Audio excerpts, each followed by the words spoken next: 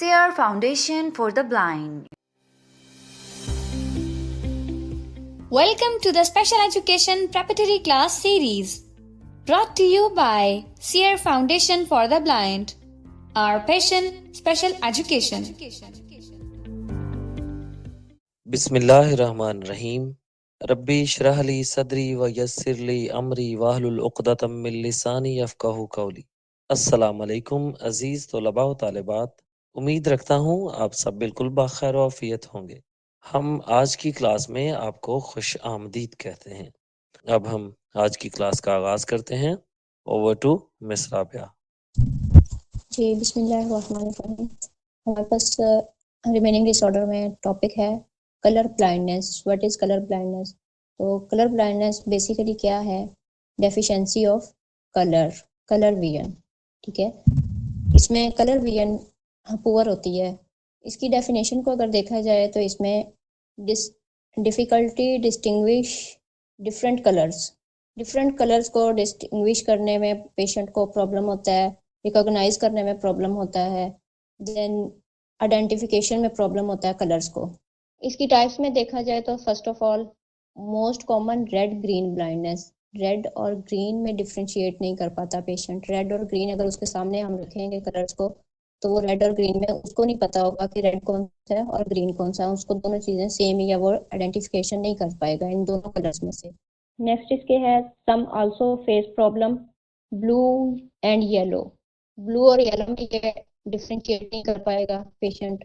Individual जो कि colour blindness के साथ है, वो जब उसके सामने ब्लू एंड येलो कलर रखे जाएंगे तो वो इन दोनों में डिफ्रेंशिएट नहीं कर पाएगा।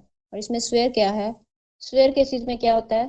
Can only differentiate light and dark. ये सिर्फ और लाइट एंड डार्क में डिफ्रेंशिएट कर पाएगा, जस्ट कलर्स का नहीं पता चलेगा। अगर एक कलर उसके सामने डार्क रख दें, एक लाइट रख दें, मतलब रेड रख दें और व्हाइट रख दें, उसको जस्ट ये पता होगा कि ये डार्क है और रेड जो है वो डार्क है और व्हाइट लाइट है, लेकिन वो उसको ये नहीं पता कि ये व्हाइट है या फिर येलो है या कोई भी और लाइट कलर है। कलर को आइडेंटिफाई नहीं कर पाएगा, जस्ट इतना पता होगा कि ये डार्क है।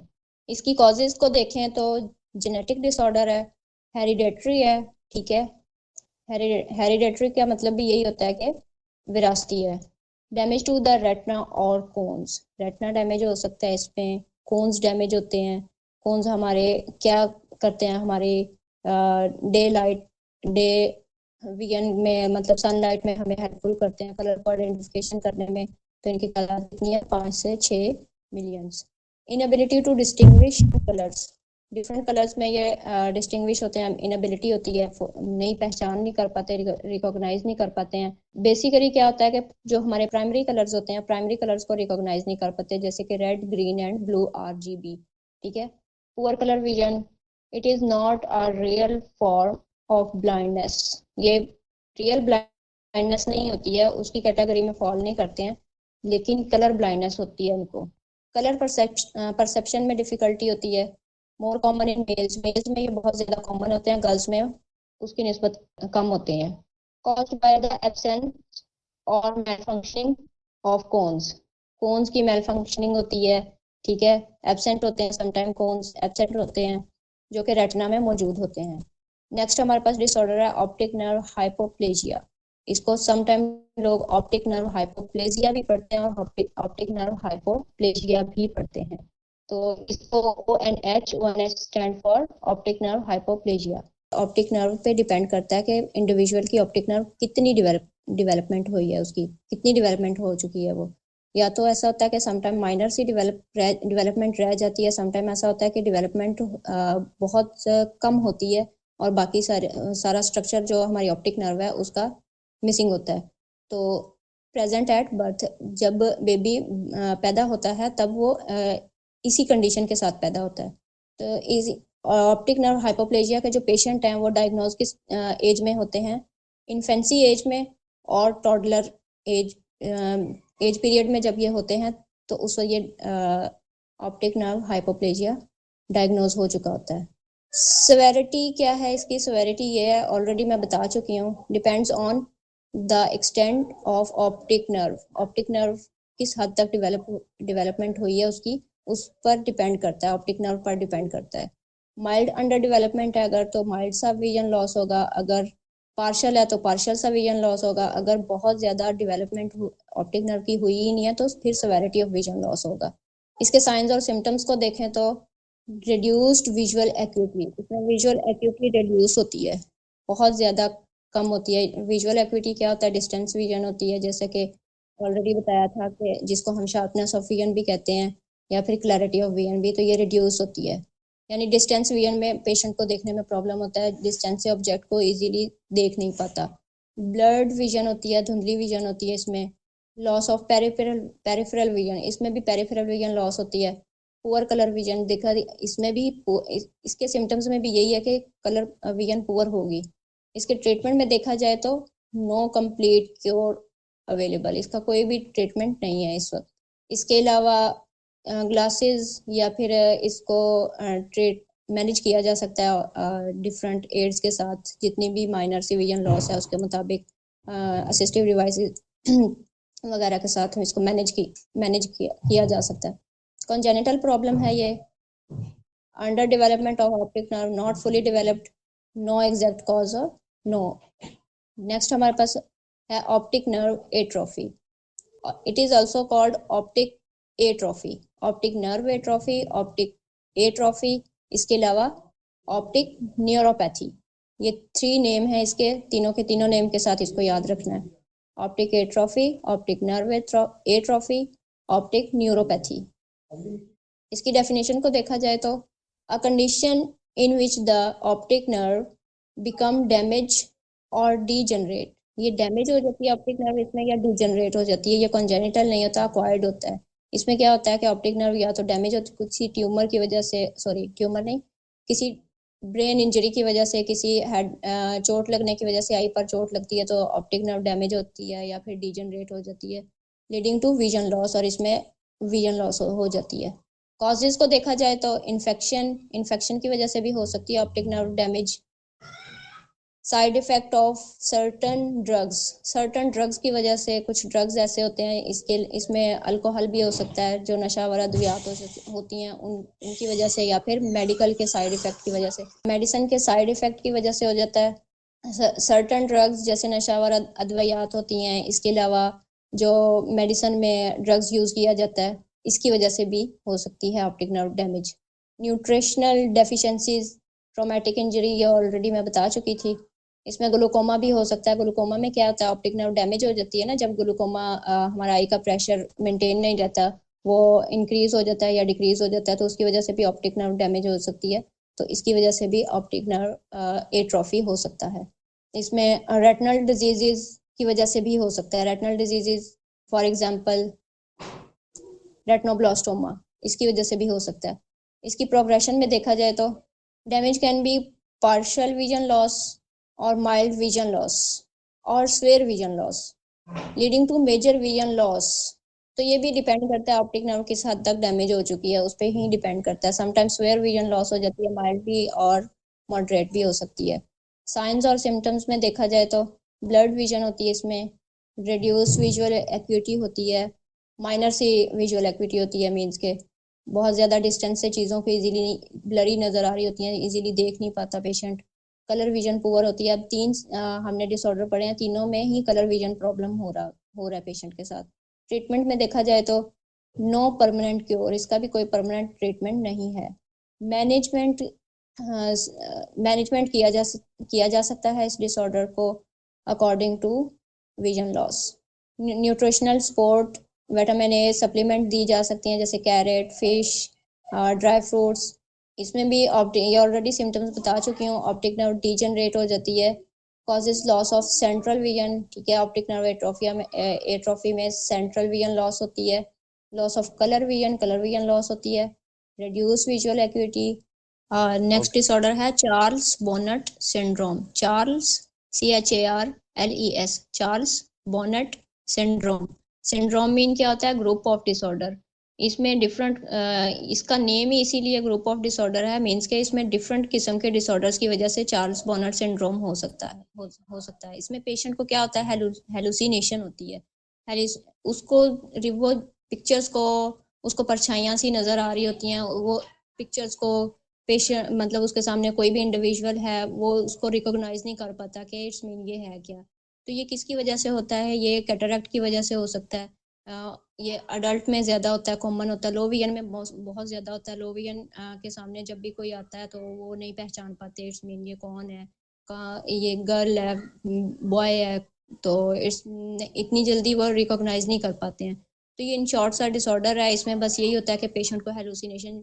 एग्जांपल मैं दूंगी, जैसे कि एक पिक्चर होती है उसमें बहुत ज़्यादा रात होती है, चांद होता है, ठीक है, और वो उसमें कोई भी इंडिविजुअल समंदर के किनारे बैठा होता है। तो इसमें ये क्या होता है कि जब वहाँ पे अंधेरा भी बहुत होता है, लेकिन जब लो विजन पर्सन या कैटरैक्ट के साथ जो इंडिविजुअल है वो इसको देखेगा तो वो कभी उसको लगेगा कि कितनी खौफनाक सी जगह है, वो डर जाएगा इस चीज़ को देख के, ठीक है। फिर वो कहेगा नहीं यहाँ पे कुछ है, यहाँ पे कुछ है, तो इस तरह से उसको हेलुसिनेशन होती रहती है।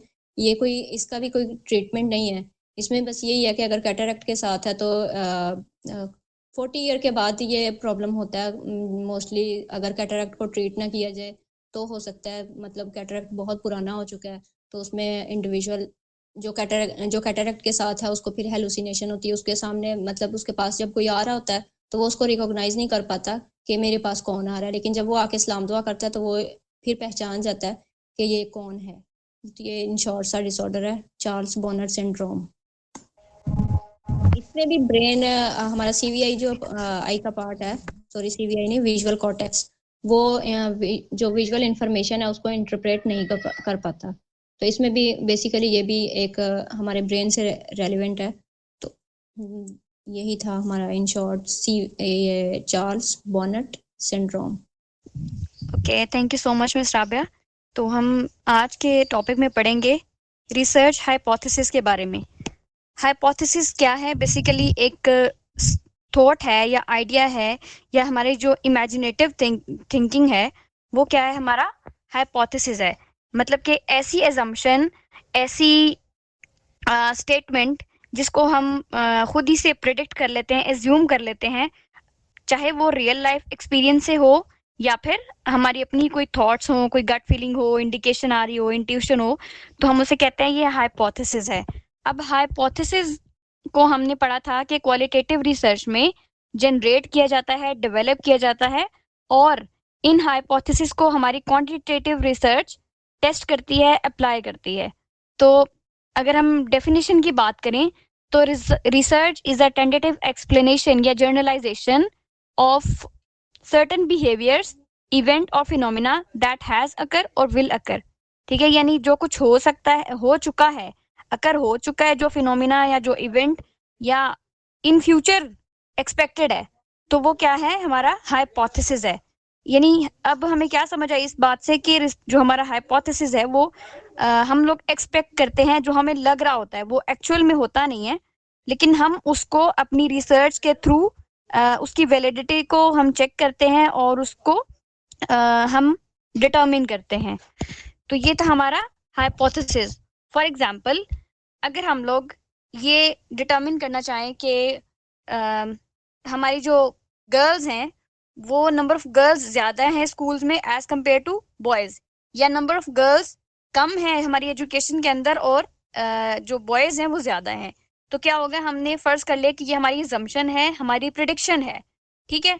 मतलब अब हमें इसको सपोर्ट कैसे करेंगे?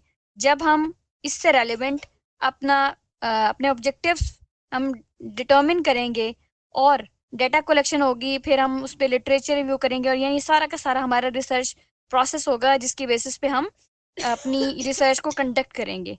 यानी इससे हमें ये पता चलता है कि हाइपोथेसिस वो स्टेटमेंट है या वो प्रिडिक्शन है, वो एजम्पशन है जिसको बेस बना के हम अपनी रिसर्च को कंडक्ट करते हैं। तो इसके हमारे पास कुछ की पॉइंट्स हैं कि हाइपोथेसिस हम डेवलप कैसे करते हैं। हाइपोथेसिस क्या है? Basically hypothesis is stated before data collection, यानी डेटा कलेक्शन से पहले हम हाइपोथेसिस को एज्यूम करेंगे, प्रिडिक्ट करेंगे, ठीक है। दूसरी चीज है कि use of words that support hypothesis not prove, यानी कि ऐसे वर्ड्स हम यानी ऐसे नहीं करेंगे कोई भी रैंडम स्टेटमेंट हमने उठा के दे दी और हमने कहा ये हाइपोथेसिस है। ऑब्वियसली हमारी वो हाइपोथेसिस तो होंगे, लेकिन फिर हम उनको प्रूव नहीं कर सकते, यानी सपोर्ट नहीं कर सकते। हमारे ऐसे वर्ड्स होने चाहिए स्टेटमेंट के अंदर जिसको हम जिसके रेलेवेंट डेटा कलेक्शन हो सके, एनालाइज हो और उसके बाद कोई हम ड्राइंग्स यानी इसके मुताबिक कंक्लूजन्स ड्रॉ कर सकें। ठीक है, ऐसा कोई फ्रेमवर्क प्रोवाइड करे। तो इनिशियल चीज क्या है कि हमारे पास कोई भी स्टेटमेंट, प्रिडिक्शन या एजम्पशन जो है जिसको हमने सपोर्ट करना है, जिसको हमने रिसर्च करना है, जिस थ्योरी को यानी उसको हमने प्रैक्टिकल में लाना है, तो वो क्या है, हमारा हाइपोथेसिस है। तो होपफुली ये तो आपको समझ आ गई होगी कि हाइपोथेसिस है क्या। अब हम ये देखते हैं कि हाइपोथेसिस के गुड कैरेक्टरिस्टिक्स क्या हैं। क्वेश्चन आता है थ्योरेटिकल पेपर में कि गुड हाइपोथेसिस क्या होता है। तो उसके कुछ कैरेक्टरिस्टिक्स हैं, जैसे हमारा जो हाइपोथेसिस है उसको सिंपल होना चाहिए, यानी उसमें सिंप्लिसिटी होनी चाहिए। टेक्निकल टर्म्स हमें नहीं यूज करनी चाहिए, क्योंकि जो रिसर्चर है उसका कंसर्न उसकी स्टडी से है, लैंग्वेज से नहीं है।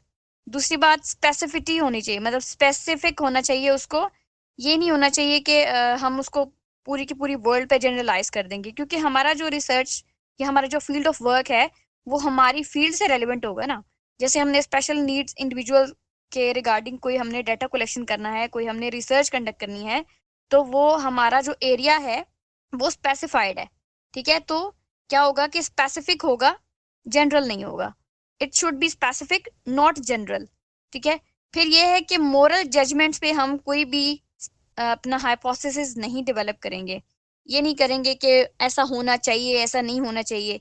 हाइपोथेसिस में क्या होता है कि या तो होता है या फिर नहीं होता, और एविडेंस बेस्ड जो है ना वो चीज़ें हमें इस्तेमाल करनी है। ठीक है, यानी उस हाइपोथेसिस को फिर हमें टेस्टिफाई भी करना है, वेरीफाई भी करना है, और डायरेक्टली या इनडायरेक्टली उसको ऑब्जर्व और मेजर भी करना है। यानी कि ऐसा हाइपोथेसिस हो जिसको हमारे पास अवेलेबिलिटी ऑफ टेक्निक्स हो, यानी कुछ मेथड्स हो जिनके थ्रू हम अपने हाइपोथेसिस को टेस्ट भी कर सकें, या अपने यानी सेल्फ क्रिएटेड जो स्केल है या रेटिंग स्केल है, कोई ऐसा मेथड जिसके थ्रू हम खुद टेस्ट करना चाहते हैं उसको, या फिर जो हमारे पास ऑलरेडी अवेलेबल है। ये रिसर्चर पे डिपेंड करता है कि वो क्या चाहते हैं। दूसरी बात ये कि कंसिस्टेंट होना चाहिए, प्रीवियस रिसर्च से इंटरलिंक्ड होना चाहिए, यानी कि कंसिस्टेंट हो, रिलायबल हो, फिर प्रोफंड हो, यानी कि प्रोफंडिटी ऑफ इफेक्ट, यानी उसका लॉन्ग टर्म इफेक्ट हो, लॉन्ग लास्टिंग हो, कि जो बाद में भी उस फ्यूचर में भी ऐसे कोई रोल हो जो कि सोशल लेवल पे सपोर्ट कर सके या फिर फ्यूचर में काम आ सके। ठीक है, यानी इसका फ्यूचर में भी एक की रोल हो सकता है। ठीक है, इकोनॉमिकल होना चाहिए, यानी कि जो भी हमारा हाइपोथेसिस है, अब हम ये नहीं कह सकते कि हम पंजाब में रहते हैं और हम नॉर्दर्न एरियाज के लोगों को जाके एक्सप्लोर करें या उन पे जाके हमने स्टडी करनी है। यानी हमने जब अपना हाइपोथेसिस डेवलप किया तो सबसे पहले देखना ये है कि हमने किन लोगों पे अपनी रिसर्च को अप्लाई करना है, कंडक्ट करना है, किन लोगों के रिगार्डिंग हमें डाटा चाहिए, वो पर्टिकुलर स्कूल, डिस्ट्रिक्ट और स्टेट। ठीक है, वो पहले हमने देखना है। अब हमारा चूंकि कंसर्न स्पेशल एजुकेशन से है, तो हम उन्हीं एरियाज को डिस्कवर करेंगे, उन्हीं एरियाज से रिगार्डिंग हम अपनी रिसर्च करेंगे। अच्छा, अवेलेबिलिटी ऑफ टेक्निक्स को भी हमने देख लिया था कि ऐसे मेथड्स हमारे पास अवेलेबल होने चाहिए जिनके थ्रू हम अपने हाइपोथेसिस को टेस्ट कर सकें। ठीक है, और अब हम ये देखते हैं कि हमारे पास मल्टीपल टाइप्स हैं रिसर्च हाइपोथेसिस की, जिनमें सबसे पहले है research hypothesis, descriptive hypothesis, simple and complex hypothesis, inductive and deductive hypothesis, null hypothesis और एसोसिएटिव और कॉजल हाइपोथेसिस। अब हम इनको वन बाय वन देखते हैं कि ये क्या होते हैं। रिसर्च हाइपोथेसिस, जिसको हम वर्किंग हाइपोथेसिस भी कहते हैं, क्योंकि वो प्रोग्रेस में होते हैं, यानी ऐसा इवेंट या ऐसा फिनोमिना जो कि प्रोग्रेस में है। मिसाल के तौर पे हम कहते हैं कि कुछ लोगों को दूध पीने से पिंपल्स हो जाते हैं या चॉकलेट से हो जाते हैं। तो अब जरूरी तो नहीं है कि ये सभी को हो जाते हैं, या ये भी जरूरी नहीं है कि कुछ लोगों को होते हैं। ठीक है, यानी कि इसमें हम श्योर नहीं है, यानी ये जनरली एप्लीकेबल नहीं है। अगर जनरली एप्लीकेबल नहीं है और फिर उसमें मॉडिफिकेशन के चांसेस हैं, यानी there is subject to modification के चांसेस हैं, क्योंकि हमें क्लियर ही नहीं है कि ये हम स्पेसिफिक लोगों से रिगार्डिंग कर रहे हैं या फिर ये इसको जनरलाइज किया जा सकता है। हमें नहीं पता कि सभी लोगों को होते हैं पिंपल्स या कुछ खास लोगों को होते हैं। और इसके बाद फिर उन लोगों से रिगार्डिंग, इन लोगों से रिलेटेड हमारे पास जो एग्जिस्टिंग डेटा है वो भी इनसफिशिएंट होता है। तो हमें वर्किंग हाइपोथेसिस में 3 बातों का ख्याल रखना है। अगर वो एप्लीकेबल ना हो और मॉडिफिकेशन के चांसेस मौजूद हों और डेटा भी इनसफिशिएंट हो, तो क्या है ये हमारे पास वर्किंग या रिसर्च हाइपोथेसिस। और इसमें हम रिलेशनशिप को मेजर करते हैं on the basis of data collection and data analysis. Okay, next है हमारे पास डिस्क्रिप्टिव रिसर्च हाइपोथेसिस। डिस्क्रिप्टिव क्या है? वो फिनोमेना, वो इवेंट्स, वो वेरिएबल्स जिनको हमने डिस्क्राइब करना है, जिनकी प्रीपोजिशंस को, जिनके हमने स्ट्रक्चर को डिस्क्राइब करना है। वो वेरिएबल कोई इंडिविजुअल भी हो सकता है, कोई ऑर्गेनाइजेशन, सिचुएशन, फिनोमेना, इवेंट या फिर ऑब्जेक्ट, ठीक है, वो कोई भी हो सकता है। और डिस्क्रिप्टिव रिसर्च हाइपोथेसिस की फर्दर 2 टाइप्स हैं, रिलेशनल हाइपोथेसिस और फॉर्मलाइज्ड हाइपोथेसिस। रिलेशनल हाइपोथेसिस क्या है? ऐसा हाइपोथेसिस जिसमें हम 2 वेरिएबल्स को डिटरमिन कर सकें, यानी उन वेरिएबल्स को उसमें मेजर कर सकें, जैसे इंडिपेंडेंट वेरिएबल और डिपेंडेंट वेरिएबल। मिसाल के तौर पे families with higher income spend more on travelling. अब ये जरूरी भी नहीं है, जैसे अगर किसी का पैशन है ट्रैवलिंग का, तो वो अपनी लो इनकम फैमिलीज में भी, यानी अपनी वो सेव करके मनी को, तो वो ट्रैवलिंग कर सकते हैं। ये लेकिन क्या है कि जो हायर इनकम के साथ फैमिलीज हैं वो अपनी ट्रैवलिंग में ज्यादा स्पेंड करते हैं, ज्यादा खर्च करते हैं, ठीक है। यानी हमारे पास एक एग्जाम्पल है। तो क्या हुआ कि इसमें हमें 2 चीजों के दरमियान रिलेशनशिप का पता चल रहा है। दूसरी इसकी टाइप है फॉर्मलाइज्ड हाइपोथेसिस। फॉर्मलाइज्ड हाइपोथेसिस वो हाइपोथेसिस है कि जिसमें हम 2 वेरिएबल्स के कॉज एंड इफेक्ट को देखते हैं, यानी diffusion rate, if diffusion rate through a membrane is related to molecular size, then smaller size molecules can pass faster through a membrane। यानी कि अगर हमने मॉलिक्यूल्स को देखना है तो मॉलिक्यूल्स में भी जो छोटे सेल्स के होंगे मॉलिक्यूल्स, वो क्या होंगे कि जल्दी एक मेम्ब्रेन से पास हो सकते हैं, तेजी से गुजर सकते हैं। तो ये क्या हमें पता चला इससे कि एक इंडिपेंडेंट वेरिएबल, यानी एक वेरिएबल का अगर दूसरे वेरिएबल पे कोई अफेक्ट हो रहा है, एक वेरिएबल में जो कोई चेंज आ रहा है तो वो दूसरे को भी मुतासिर कर रहा है। जैसे हम लोग अपने अगर मैथमेटिक्स की एग्जांपल लें तो उसमें हम पढ़ते थे तनासुब रास्त और तनासुब माकूस, ठीक है। तो डायरेक्ट प्रोपोर्शन और इनडायरेक्ट प्रोपोर्शन, यस। तो क्या होता है कि एक तनासुब में किसी अदद के बढ़ने या कम होने से दूसरा मुतासिर हो रहा है, तो ये क्या है? कॉज एंड इफेक्ट पे बेस कर रहा है। नेक्स्ट है हमारे पास नल हाइपोथेसिस। नल हाइपोथेसिस क्या होते हैं? जो कि किसी भी स्टेटमेंट को डिनाई करें या निगेट करें। मिसाल के तौर पे अभी हमने इंट्रो नहीं किया, जस्ट ऑब्जेक्टिव्स बनाए और लिटरेचर रिव्यू होगा, फिर हम अपना कोई डेटा इंस्ट्रूमेंट डिजाइन करेंगे, डेवलप करेंगे, उसकी बेसिस पे हम डेटा कलेक्शन करेंगे, फिर एनालाइज होगा, फिर हम फाइंडिंग निकालेंगे, उसके बाद हम अपनी कंक्लूजन कोई रिकमेंडेशन दे सकेंगे ना।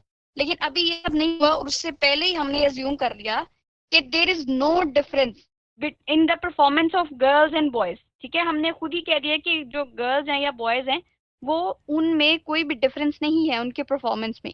तो क्या है कि ये निगेट कर रही है या फिर डिनाई कर रही है, यानी इसमें इनकार मौजूद है। तो क्या है ये? Null hypothesis. अगर नल हाइपोथेसिस रिजेक्ट हो जाती है, यानी कि अगर उसको हम प्रैक्टिकली एनालाइज करते हैं कि नल हाइपोथेसिस में निगेशन है, डिनायल है, ठीक है, लेकिन अगर वो रिजेक्ट हो जाती है और हमें कोई डिफरेंस मिल जाता है अपनी रिसर्च कंडक्ट करने के बाद, तो क्या होगा? ये फिर ऑल्टरनेटिव हाइपोथेसिस कहलाएगा। अब ऑल्टरनेटिव हाइपोथेसिस क्या है?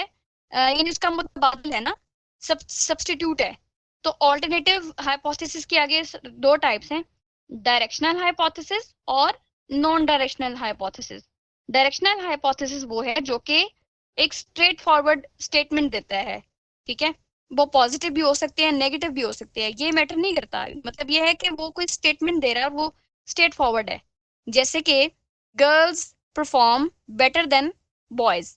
अब ये जो बेटर देन है ना, ये इसकी डायरेक्शन डिफाइन कर रही है, यानी इससे हमें पता चला कि उसकी डायरेक्शन क्या है। उसकी डायरेक्शन को उसने डिटरमिन कर दिया कि वो गर्ल्स जो है वो बेटर देन परफॉर्म कर रहे हैं बॉयज से। तो क्या हमें पता चले ये एक डायरेक्शन दे रहे हैं जबकि नॉन डायरेक्शनल में क्या होगा कि वो सिंपल सिंपल स्टेटमेंट देगा, उसमें वो कोई भी रिस्ट्रिक्शन नहीं लगाएगा या किसी किस्म की डायरेक्शन नहीं देता। मिसाल के तौर पे अब हम कहते हैं there will be difference between performance या बिटवीन गर्ल्स एंड बॉयज, ठीक है, या there will be difference in the performance of girls and boys. तो क्या हमें पता चला कि वो कह रहा कि डिफरेंस होगा, अब ये नहीं बताया कि डिफरेंस क्या होगा, नेगेटिव होगा या पॉजिटिव होगा, हाईली पॉजिटिव होगा, व्हाटएवर, ठीक है। ये हमारे पास आ गई नॉन डायरेक्शनल के एग्जांपल। फिर हमारे पास आते हैं एसोसिएटिव और कॉजल हाइपोथेसिस। एसोसिएटिव क्या है कि जो इंडिपेंडेंट वेरिएबल या डिपेंडेंट वेरिएबल्स हैं, दोनों वेरिएबल्स, इनके दरमियान रिलेशनशिप, यानी एक वेरिएबल दूसरे से कितना अटैच है, किस कदर एसोसिएटेड है, ठीक है। मिसाल के तौर पे parents of academic parents of sorry जो पेरेंट्स की क्वालिफिकेशन है, एजुकेशन है, वो अफेक्ट कर रही है बच्चों की परफॉर्मेंस को, ठीक है, एकेडमिक अचीवमेंट को। तो इससे में क्या पता है, मतलब ये एक दूसरे से इंटरलिंक्ड है, यानी एक के होने की वजह से ही दूसरा मुतासिर हो रहा है। जो एक वेरिएबल में कोई चेंज होगा तो दूसरा ऑटोमेटिकली उससे अफेक्ट होगा। तो ये हमारे पास क्या है, associated hypothesis. Then causal hypothesis है, इसमें हमें डिफरेंस पता चलेगा, ठीक है ना, यानी कि ये देखता है कि मैनिपुलेशन कैसे अफेक्ट करते हैं किसी फ्यूचर इवेंट को, ठीक है, जो भी उसमें हम इंटरवीन करेंगे, कोई इंटरवेंशन देंगे। जैसे हमने डेमोन्स्ट्रेशन मेथड की कई दफा एग्जांपल देखी है, तो डेमोन्स्ट्रेशन मेथड क्या रोल प्ले कर सकता है, मतलब डिफरेंस क्या है।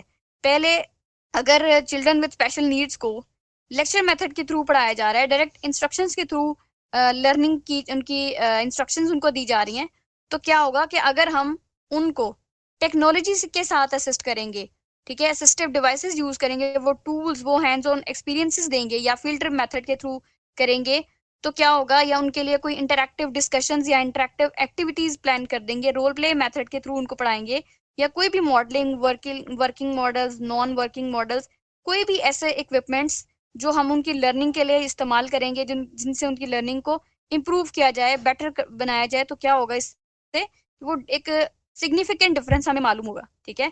तो डेफिनेटली जो टेक्नोलॉजी है वो उनकी लर्निंग को ज्यादा इनहेंस करेगी।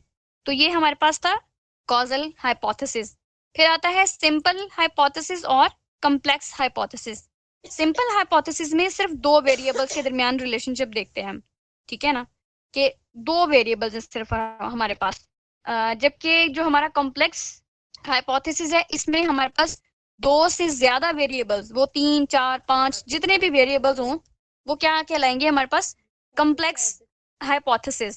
तो इसके अलावा हमारे पास दो और टाइप्स हैं हाइपोथेसिस की, वो है इंडक्टिव हाइपोथेसिस और डिडक्टिव हाइपोथेसिस।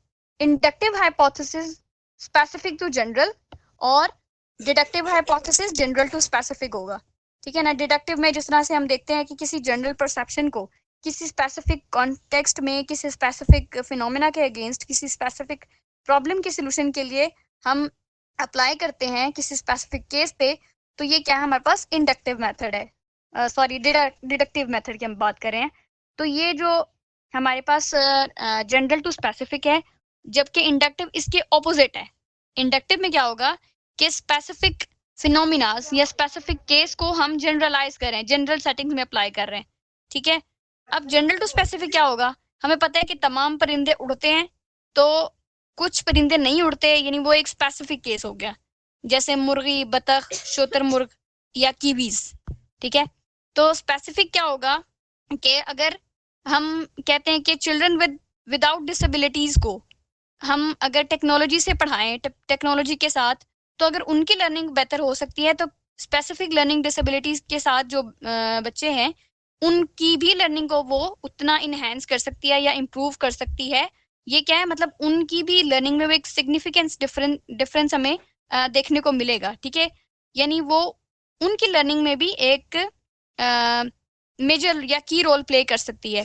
तो ये क्या है, हम एक स्पेसिफिक या जो भी हमारा स्पेसिफिक कॉन्सेप्ट है, इसको हम जनरलाइज कर रहे हैं, जनरल पब्लिक पे, जनरल पॉपुलेशन पे हम अप्लाई कर रहे हैं। These all are the hypothesis. आज के लिए इतना ही। तब तक के लिए कल हम इंशाल्लाह एक नए लेक्चर के साथ हाजिर होंगे क्लास में। तब तक के लिए अल्लाह निगहबान। तो अपना सब लोग ख्याल रखें, अपनी दुआ में याद रखें। कल इंशाल्लाह नई क्लास के साथ मिलेंगे। अल्लाह निगहबान। सीयर फाउंडेशन फॉर द ब्लाइंड, नाबीना अफराद की जदोजहद का मरकज़। बेशक इंसान के लिए वही है जिसकी वो कोशिश करता है। सूरह अन-नजम आयत 39। हम जदीद महारतें सीख कर बाइज़्ज़त कारोबार और रोज़गार हासिल करके कौम की माशी बहाली का हिस्सा बनेंगे। सीयर फाउंडेशन के बारे में मालूमात हासिल करने के लिए विज़िट कीजिए हमारी वेबसाइट www.blindseer.org blindseer.org। हमसे रब्ता कायम करने के लिए contact@blindseer.org पर मेल कीजिए या फिर हमारे व्हाट्सएप नंबर 0370 530 7085 पर वॉइस या टेक्स्ट मैसेज सेंड कीजिए।